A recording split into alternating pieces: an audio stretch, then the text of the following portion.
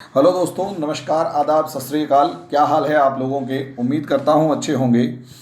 हम लोगों ने जो एक सीरीज़ चालू की हुई है आपकी पीटी स्पेशल की, जिसके अंदर हम ज्योग्राफी पढ़ा रहे हैं, और इस इंडियन ज्योग्राफी के अंदर आप लोगों को दो तीन वीडियो शायद वीडियो जा चुकी हैं। आज हम पढ़ने जा रहे हैं भारत की समुद्री सीमाएं। भारत की समुद्री सीमाएं। समुद्री सीमाएं मतलब territorial maritime boundaries. Maritime boundaries of India. Bharat की समुद्री सीमाएं यानी मैरीटाइम बाउंड्रीज ऑफ इंडिया। दोस्तों, अगर आप यहाँ मैरीटाइम बाउंड्रीज ऑफ इंडिया को देखते हैं तो इससे पहले एक चीज़ समझ लीजिए कि हिंदुस्तान नहीं बल्कि पूरी दुनिया के अंदर जितने भी दुनिया के देश हैं, उन सभी दुनिया के देशों के बीच में सी बॉर्डर के लिए लड़ाई ना हो, मैरीटाइम बाउंड्री के लिए लड़ाई ना हो, ऐसे में कुछ लॉ बनाए हैं UNCLOS ने, यूनाइटेड नेशंस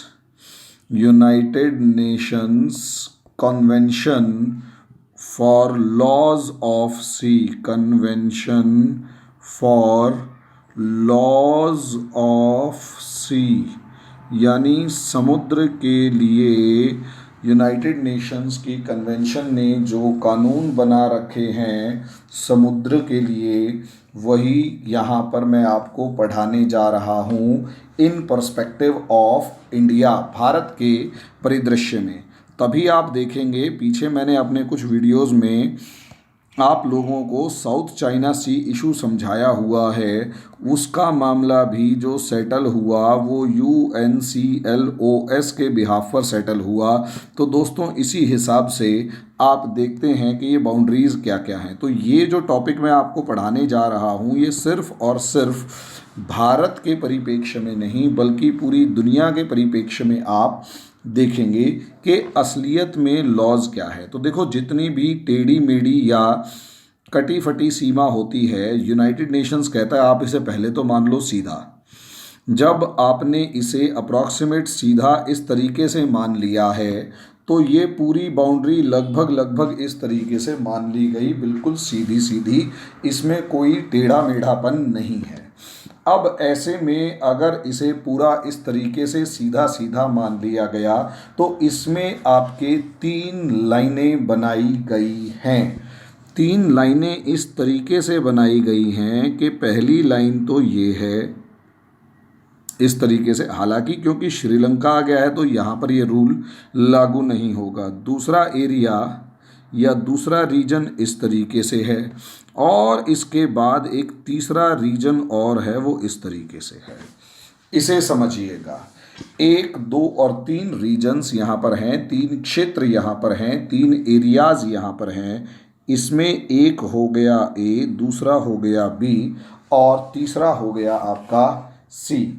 सबसे पहले यहाँ हम A की अगर बात करें तो ये एरिया ऊपर से लेकर नीचे तक, ये पहली बाउंड्री जो है, ये जहाँ रेड निशान लगाया, इसी को कहा जाएगा territorial C of India. Territorial C of India, Bharat का क्षेत्रीय समुद्र। ये एरिया भारत की सीमा से 12 नॉटिकल माइल्स तक है। नॉटिकल माइल्स तक है, 12 नॉटिकल माइल्स तक ये आपकी सीमा है, जिसमें एक नॉटिकल माइल जो होती है वो बराबर होती है 1.85200 किलोमीटर्स के बराबर। एक नॉटिकल माइल 1.85200 नॉटिकल माइल्स के बराबर होती है। तो ये जो पहला रीजन है ये हो गया आपका टेरिटोरियल सी यानी भारत का क्षेत्रीय समुद्र। और ये जो भारत का क्षेत्रीय समुद्र है, इसके अंदर आपके सारे वही लॉज लगेंगे जो आपके समंदर में लगते हैं। दोबारा समझ लीजिए, इसमें सारे के सारे वो लॉज लगेंगे जो आपके समंदर के अंदर लगते हैं। यानी India have absolute rights over this area. To use this area, India have absolute rights, India have absolute rights to use this area. इस क्षेत्र का प्रयोग करने के लिए भारत के सभी अधिकार सुरक्षित हैं। इस क्षेत्र के प्रयोग करने के लिए भारत के सभी अधिकार सुरक्षित हैं। तो ये हो गया आपका टेरिटोरियल सी। दोस्तों, इसका अगला जो दूसरा सी है उसे अगर आप देखते हैं तो वो सी इस तरीके से बी पार्ट है, समझे। और ये जो बी पार्ट है इसी को कहा गया contiguous zone, CONTIGEOUS, contagious zone.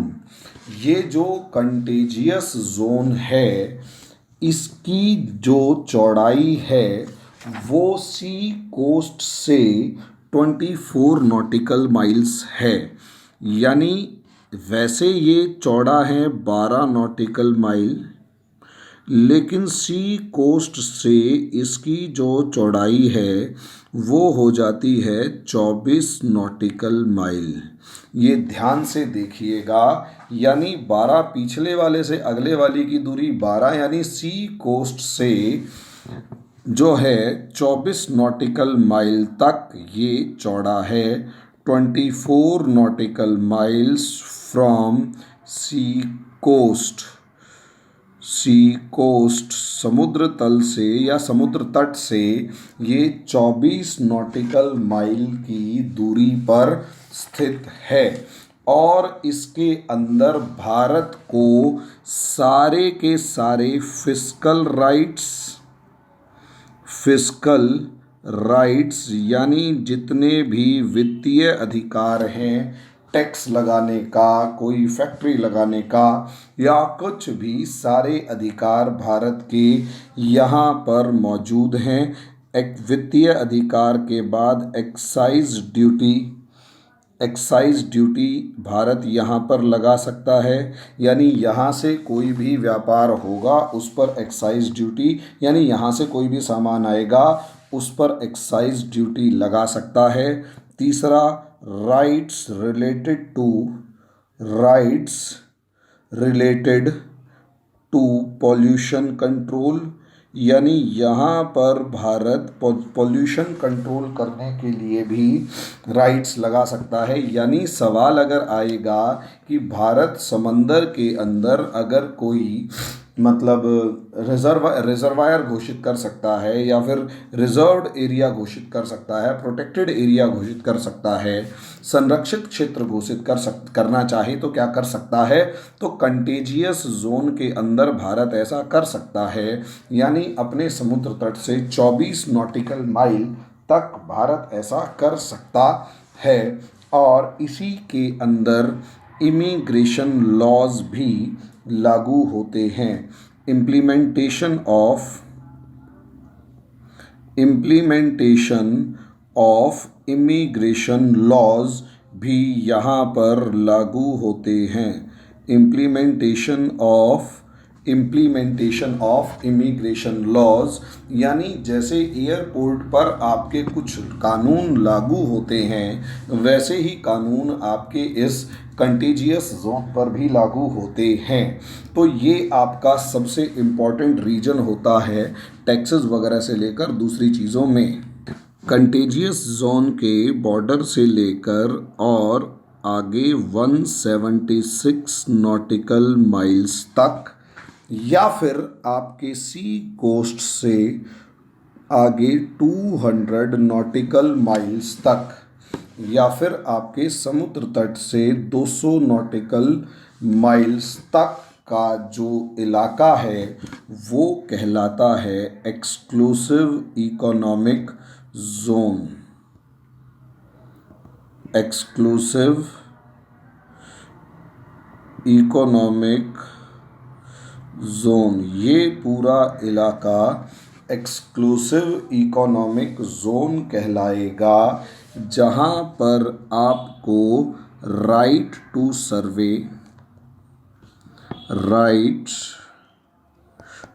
सर्वे, कोई भी आप सर्वे कर सकते हैं, right to survey, right conservation, यानी कोई भी चीज़ें कंजर्वेशन कर सकते हैं, कोरल रीफ वगैरह से लेकर रिसर्च ऑन मिनरल रिसोर्सेज, यानी कोई भी अगर आप रिसर्च करना चाहते हैं तो वो आप यहाँ कर सकते हैं, और मेरीन पावर, समुद्र शक्ति से संबंधित जितनी भी चीज़ें हैं आप यहाँ पर यूज़ कर सकते हैं, और मेरीन लाइफ यानी, लेकिन बाहर के जहाज़ों को इस एरिया में आने से, एंट्री करने से आप रोक नहीं सकते हैं।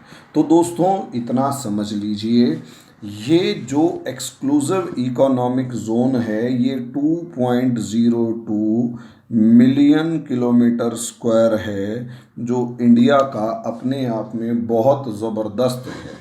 इतने बड़े रीजन के अंदर भारत जो है वो रिसर्च से लेकर दूसरे सभी काम कर सकता है।